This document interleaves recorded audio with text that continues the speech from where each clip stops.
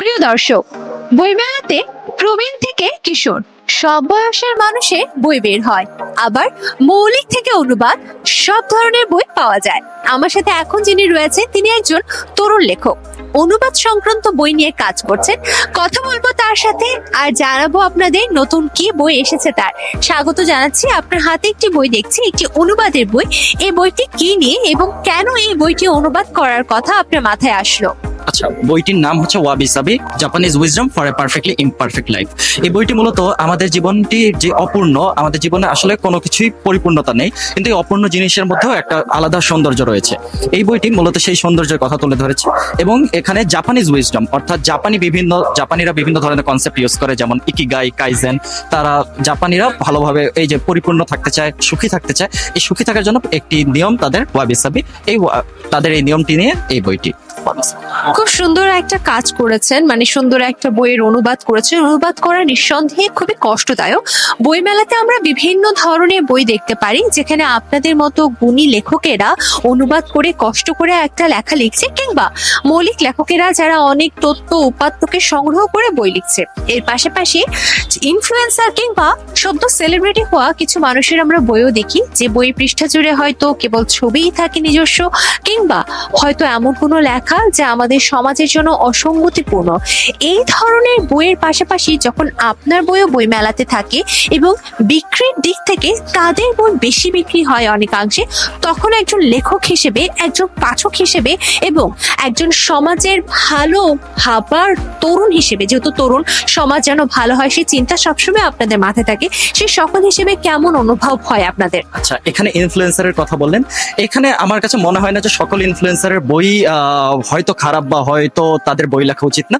অনেকে আছে তাদের নিজস্ব ফিল্ডে তারা এক্সপার্ট, তাদের একটা পুরো জার্নিটার কথা তারা বইয়ের মধ্যে তুলে ধরেছেন। তাদের কিছু মানুষের বই অবশ্যই তারা ভালো লিখছেন এবং সেই বইগুলো দর্শক বা পাঠক তারা পাঠকপ্রিয়তা পাচ্ছে। সেইখানে এটার পাশাপাশি ওই বইয়ের আলাদা একটা ক্যাটাগরি আছে, আলাদা জনরা আছে, ওটার আলাদা একটা অডিয়েন্স আছে।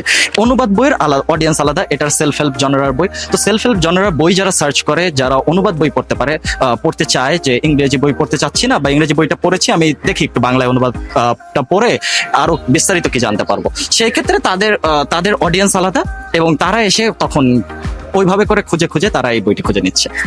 অনেক কিছুই জানতে পারলাম আপনার সম্পর্কে, আসলে আপনার চিন্তাধারা সম্পর্কে। আমরা কাব্যিক অডিও বুক ও পডকাস্ট আমরা আমাদের বইয়ের শব্দগুলোকে জীবন্ত করে তুলছি। ব্যস্ত নগরীতে অনেকে বই পড়ার সময় পাচ্ছে না, আবার অনেকে হয়তো পড়ার জন্য যেই পরিমাণ দৃষ্টিশক্তির প্রয়োজন সেটিরও হয়তো তার নেই বা সেই সক্ষমতাটুকু নেই।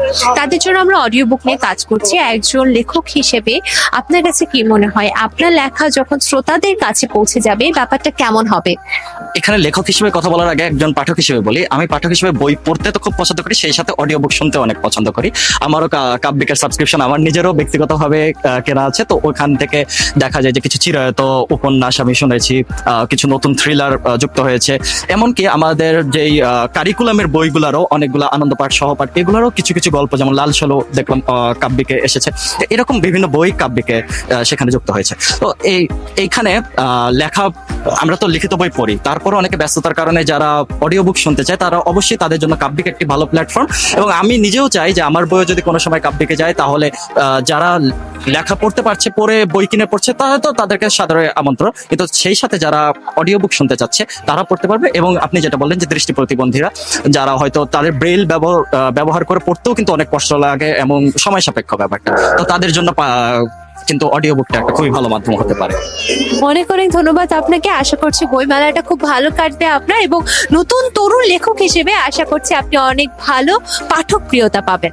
অনেক শুভকামনা আপনার জন্য এবং কাব্যিকের জন্য অনেক শুভকামনা। আবার ধন্যবাদ।